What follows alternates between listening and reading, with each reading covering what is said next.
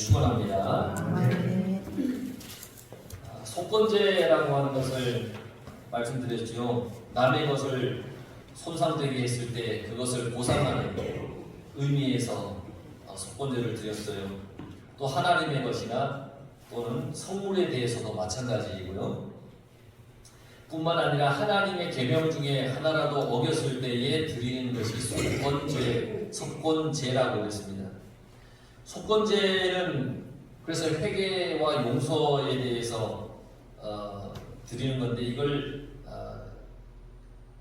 가벼이 여기지 말라. 회개와 용서에 대해서 가벼이 여기지 말라는 얘기입니다.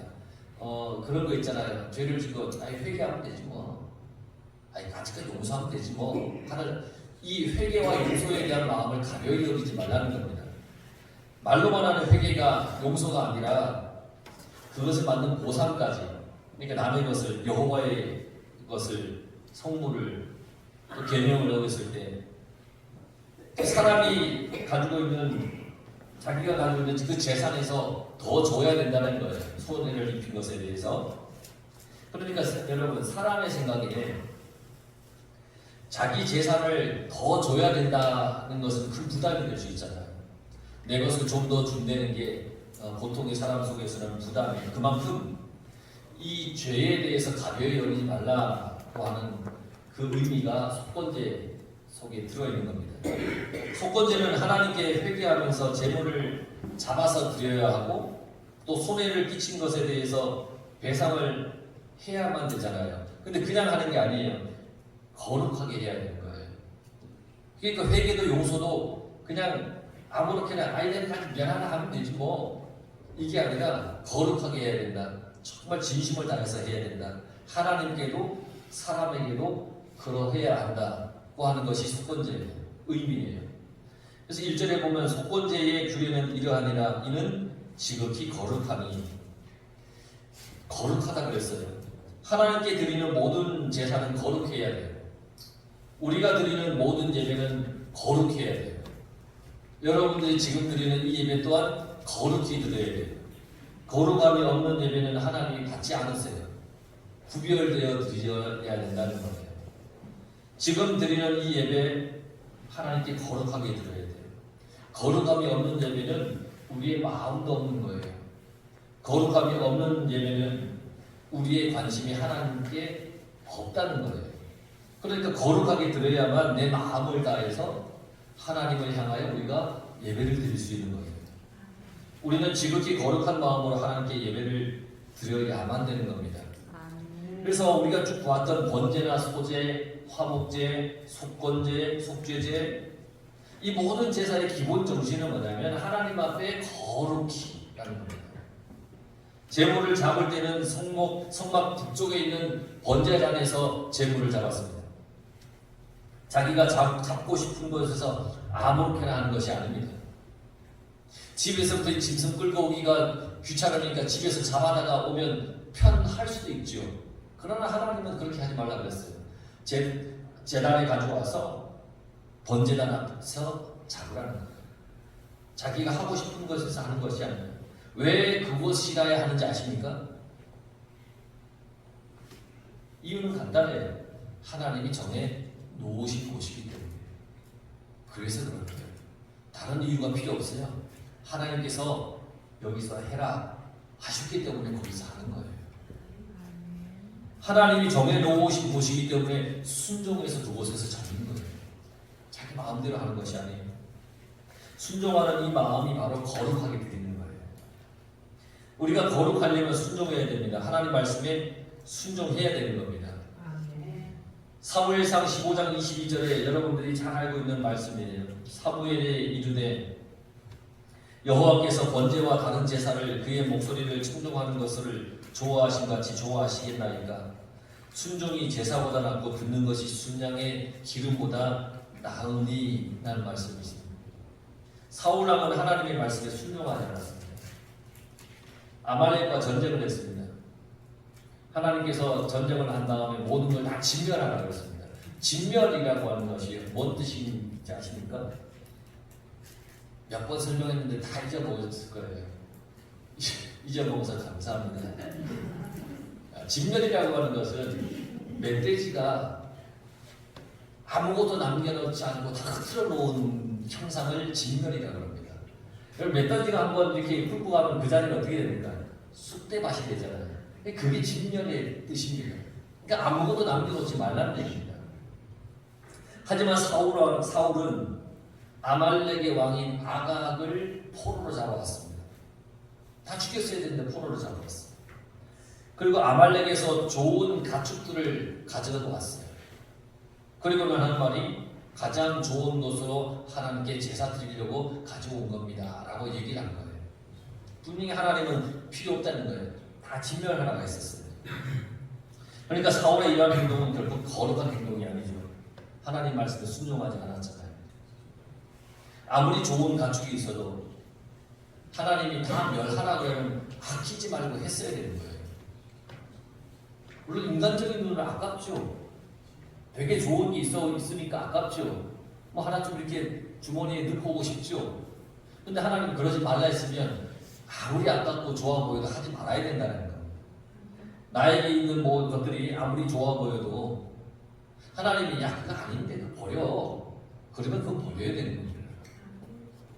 하나님께서 미련 두지 말라면 미련 두지 말고 돌아서야 됩니다. 한 발짝만 더 가고 싶은데 그런데 하나님이 아니야 가지마. 그러면 좋아 보여도 발길이 돌리고 가야 되는 거예요. 그런데 우리는 참 많은 것들을 아까워하잖아요. 신앙과 관계없이 상관없이 세상의 가치에 맞춰서 많은 것들을 아까워하며 살아갈 때가 많습니다. 근데 그러지 말라는 겁니다. 순종이 제사보다 낫고 듣는 것이 순양의 기름보다 낫다 그랬습니다. 속건제 제물을 드릴 때도 마찬가지입니다. 속건제의 이 제물을 드릴 때 두 콩팥과 기름을 떼어내서 제단 위에서 태우라고 했습니다. 콩팥을 또 기름을 떼어다 태워라. 콩팥이 어떤 의미를 가지고 있다고 했죠? 이 시대의 사람들은 콩팥이 마음이 머무는 곳이 콩팥이라고 생각했습니다. 그러니까 콩팥은 되게 중요한 겁니다. 왜냐하면 그 속에 거기에 마음이 머문다고 생각했기 때문에. 근데 하나님은 그 콩팥을 기름을 다 태우라고 했습니다. 기름 귀한 거잖아요. 지금이야 뭐 우리가 기름이 많지만 이 시대에 기름을 얻을 수 있는 곳이 많지 않잖아요. 귀하잖아요. 이 가장 귀한 것을 내가 갖지 말고 하나님께 태워드리라는 거예요. 구별하여 드리라는 거예요. 조금은 뭐 내가 갖고 싶은 마음이 생길 수도 있잖아요. 그런데 그러지 말라는 거예요. 쓰고 남은 것을 드리는 것이 아니에요. 있는 것 중에 가장 귀한 것을 먼저 떼어서 하나님께 드리는 거예요. 콩팥과 기름은 가장 귀한 거예요. 이게 거룩한 거예요. 우리의 일상에서도 마찬가지죠. 거룩하게 구별해야 돼요. 하나님께 나오는 시간을 먼저 구별해 놓아야 돼요. 내가 하나님 앞에 나오는 시간. 바쁘면 안 오고 안 바쁘면 오는 그건 거룩한 것이 아니에요. 세상 없어도 이 시간은 하나님께 드리는 시간. 거룩히 떼놓아야 돼요. 고개 안 숙여도 됩니다. 떼놓은 듭니다. 친구가 있어요. 천안에서 목회를 하는 친구인데 그 친구는 늘 아버지를 자랑스럽게 생각합니다. 왜 그러냐면 그 아버지가 옛날 대전 유성에서 농사를 지었어요. 지금은 유성이 굉장히 크게 발전되어 있고 그 도시가 되는 예전에 제가 학교 다닐 때 신학교 다닐 때는 대전 유성은 되게 시골이었어요. 촌이었어요. 조그만 옆에가요. 근데 거기서 농사를 지었어요. 수요일이고 이렇게 농사를 짓다 보면 해가 이렇게 긴 날은 시간이 가는지 모르잖아요. 농사를 짓다가 보면 예배드리는 시간이에요. 얼른 와서 손만 씻고 교회를 가는 거예요. 한 번도 빠지지 않고 그렇게 구별하여 갔다는 거예요. 아무리 해가 떠 있어서 농사를 더 지어야 돼도 하나님께 예배를 드려야 될 시간이면 갔다는 거예요. 그래서 그 친구 목사님이 그렇게 간증을 해요. 자기가 이렇게 천안에서 개척을 하고 이렇게 교회를 잘 이룰 수 있었던 그 미끄럼 속에는 아버지의 신앙이 있었다는 것을 그렇게 늘 고백을 하고 자랑스러운 것을 이렇게 들어보는데 그 아버지 장로님은 늘 이 하나님 앞에 예배드리는 시간을 세상 없어도 구별하여서 드리는 그런 신앙이 있었다는 거죠. 세상 없어도 먼저 하나님 앞에 나오는 시간을 구별해 놓아야 돼요. 그게 거룩이에요. 여러분 그렇게 거룩하시기 바랍니다. 속건제의 제물 중에 남은 것은 제사장인 남자가 먹었습니다. 먹을 때도 아무렇게나 먹지 않았죠. 거룩한 곳에서 먹었다 그랬죠. 번제단 옆 회막뜰에서 먹었다 그랬죠. 기억나시죠? 거기서 먹었어요. 회막뜰이 기억 안 나도 하여튼 구별해서 먹은 장소가 있잖아요. 거기 회막뜰이에요. 왜냐하면 하나님께 드려진 제물이 거룩하기 때문에 먹을 때도 거룩해야 된다는 거예요. 속죄제나 속건제의 남은 제물은 속죄하는 제사장이 가지고 갑니다. 그것으로 제사장은 먹고 삽니다. 왜 제사장에게 주었느냐? 제사장 레위 지파는 가나안 땅에 들어가면 기업이 없어요. 땅이 없어요. 분배를 받지 못해요. 그렇기 때문에 이 하나님께 드려지는 제물의 일부를 가지고 하나님이 살게 하신 거예요. 번제를 드리는 제사장은 번제물의 가죽을 가져간다 그랬어요. 그리고 소제물은 아론의 모든 자손이 균등하게 분배해서 가져갔어요. 그러니까 번제의 가죽 또 제사에서 남는 이것들을 하나님께서 제사장들이 가져갈 몫으로 주셨고 또 이 아론의 모든 자손 이 자손들에게 이제 이 속죄제의 제물을 균등하게 분배해 가게 했어요. 중요한 단어가 나와요. 균등하게.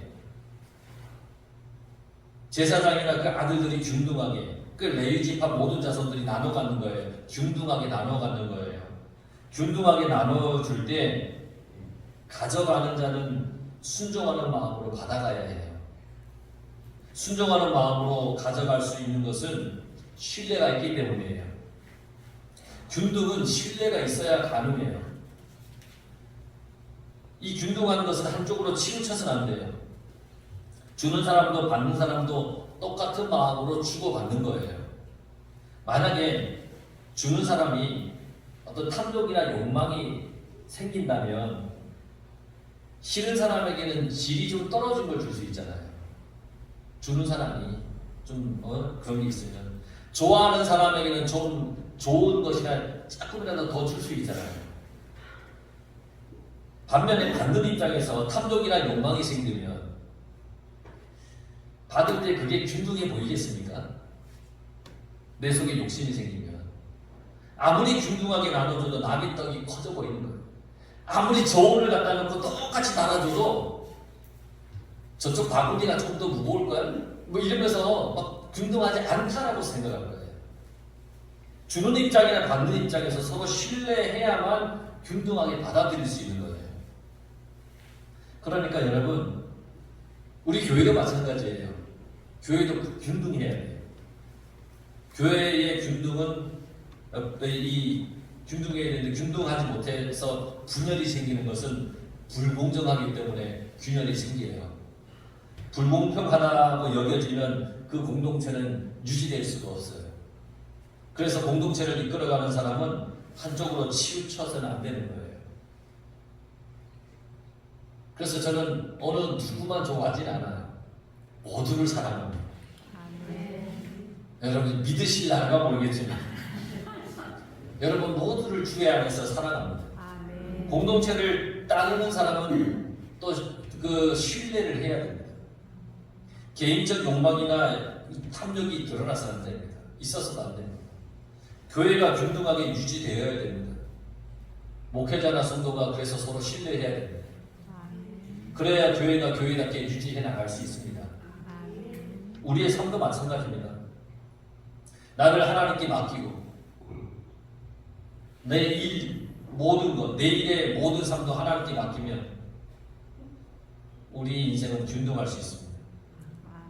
내일 걱정 때문에 오늘을 잘 살지 못하는 사람도 있습니다. 내일 걱정 때문에 지금 잘 못 사는 사람도 있습니다. 오늘 힘들고 어렵다고 내일도 그럴 거야 그러면서 오늘을 대충 사는 사람도 있습니다. 하지만 오늘은 우리가 오늘을 하나님께 맡기고 또 내일도 하나님께 맡기고 그렇게 살면 우리에게 주어진 삶을 감사함으로 기쁨으로 잘 살아낼 수 있습니다. 하나님께 맡기고 하나님께 나의 삶을 맡길 때 우리 인생은 균형 있게 살아갈 수 있는 거예요. 내일의 걱정 때문에 우리의 삶을 무너뜨리지 말아야 됩니다. 하나님께서 광야에 40년 동안 이스라엘 민족에게 주신 것이 있죠. 매일 새벽마다 만나를 내려주셨어요.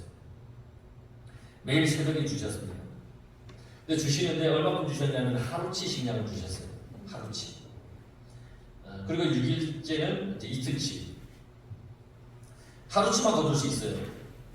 그 욕심을 부려서 탐욕이 앞서서 며칠만큼의 어떤 그 만나를 거두면 안 돼요. 만약에 그렇게 하면 거두어 드리는 것은 다음날 먹을 수 없게 썩어버립니다. 하나님은 그렇게 하셨습니다. 하나님께서 내일도 변함없이 새벽에 만나를 주실 것을 믿을 때 내일의 걱정이 없는 겁니다. 하나님께서 내 삶을 항상 이끌어 가실 것을 믿을 때 내일의 걱정을 버리게 됩니다. 내일에 있을 일들을 우리가 어떻게 합니까? 내일 무엇가 있을지 어떻게 합니까? 내일의 모든 것을 우리는 하나님께 맡겨야 됩니다. 내가 할 수 없습니다. 어떻게 합니까? 그러니까 우리가 하나님께 맡기는 겁니다. 그러면 오늘 하루를 감사함으로 살아갈 수 있습니다. 내일 염려하지 말라는 겁니다. 오늘 하루를 하나님께 감사하며 살아갈 때 내일 일 또한 하나님께서 해결해 주실 겁니다. 예수님은 모든 사람들에게 균등하게 은혜를 주셨습니다. 십자가의 은혜는 모든 사람에게 균등하게 주신 은혜입니다. 십자가의 은혜를 독차지할 수 있는 사람도 그 은혜에서 배제될 수 있는 사람도 없습니다. 모두가 똑같이 주신 은혜입니다. 그런데 문제는 나에게 있습니다. 우리의 마음에 불만과 불평이 쌓이게 되면 십자가의 은혜를 잊어버리게 됩니다. 나에게 균등하게 주신 은혜인데 불평과 불만이 쌓이면 그걸 잊어버리게 됩니다. 늘 공평하신 하나님인데 나에게는 어려움만 주시는 그런 분같이 느껴지기도 합니다. 나만 공경에 빠뜨리는 것 같은 그런 것들이 느껴질 때도 있습니다. 하지만 하나님은 항상 우리에게 균등하게 은혜를 내려주시는 분입니다. 내 마음의 불순종 때문에 나의 신앙도 생활도 균형이 무너지게 되는 겁니다. 불순종 때문에. 내 마음의 불평과 불만을 버리고 하나님을 의지하면서 살아가시길 바랍니다. 그렇게 살아가기를 하나님은 원하십니다. 화목제는 내가 하나님과 화목하고 이웃과 화목하기 위해 드리는 것이죠. 화목제를 세분하면 감사제, 서원제, 자원제로 나눠지는데 감사제의 화목제물의 고기는 제사를 드린 그날 다 먹어야 됩니다. 반면에 서원제와 자원제의 제물은 드린 날과 그 다음 날에도 먹을 수 있습니다. 하지만 셋째 날에는 남은 것을 다 태워야 됩니다. 셋째 날이지만 굳이 태우지 않아도 먹을 수 있는 게 있을 수 있잖아요. 둘째 날도 먹었는데 셋째 날도 먹을 수 있는 게 있을 수 있잖아요. 상태에 따라서. 그래도 다 태워야 됩니다. 먹을 수 있는 것 같아도 먹지 말아야 됩니다. 왜 그래야 되죠? 하나님의 말씀이고 하나님께서 내리신 규례이기 때문입니다. 그래서 순종해야 되는 겁니다. 괜찮아 보이지만 하나님이 아니야. 셋째 날은 남겨놓으면 안 돼. 셋째 날에 다 태워. 그러면 아멘 하고 태워야 됩니다. 나의 판단으로는 먹어도 되겠죠. 하지만 하나님의 말씀은 다 태우라는 겁니다. 아깝게 여기지 말라는 겁니다. 내가 아까워하는 것보다 하나님의 말씀을 순종하는 것이 더 중요합니다. 세상의 그 어떤 금은보화보다 귀한 것은 하나님의 말씀에 순종하는 겁니다. 순종하는 그 마음, 순종하는 그 행동이 나를 거룩하게 살아가게 하는 겁니다. 하나님 앞에 드리는 제사, 제물을 드리는 순서, 제물을 드리는 장소를 하나님께서 정해주신 대로 하는 그것이 거룩한 삶입니다. 하나님은 우리의 순종을 보시고 우리에게 은혜와 복을 내려주시는 분입니다. 그래서 우리의 거룩함을 보시고 우리의 기도를 들어주시는 겁니다. 그러니까 우리는 순종해야 되는 겁니다. 셋째 날까지 남기지 말고 셋째 날에는 남기지 않고 다 태워버려라 그러면 아멘하고 그렇게 해야 되는 겁니다. 또 22절에서 27절에 보면 피와 기름을 먹지 말라고 했습니다. 먹고 싶어도 먹지 말라는 겁니다. 하나님 말씀입니다. 기름은 하나님의 능력을 상징하고 피는 생명을 상징합니다. 하나님의 능력과 생명을 우리가 함부로 해서는 안 되기 때문에 먹지 말라는 그런 의미를 하나님께서 우리에게 주시는 겁니다. 하나님의 능력과 생명을 함부로 하지 말라는 거예요. 또 화목제물 중에 제사장의 소득이 있습니다. 자기 몫이 있습니다. 제사장의 몫이 우리에게도 우리의 몫이 있습니다. 우리에게 주어진 것에 만족하며 살아야 됩니다. 레위 지파 제사장에게는 땅에 기업이 없다고 그랬잖아요. 그들에게는 가나안 땅에 들어가면 땅이 분배되지 않아요. 그래서 이들은 제사를 드리고 남은 것들의 소득으로 그들이 먹고 살으라 그렇게 말씀하신 거예요. 우리 모두가 자기의 몫에 감사하며 만족할 때 질서를 유지하며 평안하게 살 수 있는 거예요. 이 제사장은 왜 우리가 드린 제물을 너희들만 먹어? 그러면서 백성들이 막 항의하고 따지고 오십시오. 질서가 있겠습니까? 그건 하나님께서 제사장에게 준 것이니까 백성들도 인정하고 제사장 몫입니다 하는 겁니다. 그럴 때 질서가 유지되고 평안해지는 겁니다. 탐욕이라고 하는 것은 빼앗게 하는 겁니다. 욕심은 자기만 생각하게 합니다. 하지만 우리는 하나님의 말씀을 따라 거룩하게 살아야 됩니다. 내가 거룩하니 너희도 거룩하라. 이 하나님의 말씀을 따라서 날마다 하나님만 의지하며 살아가시기 바랍니다. 순종하며 살아가는 겁니다. 그럴 때 하나님의 은혜와 평안이 또 해결되지 않는 여러분들의 인생의 문제들이 하나님 안에서 다 해결되고 형통할 줄 믿습니다. 기도하겠습니다.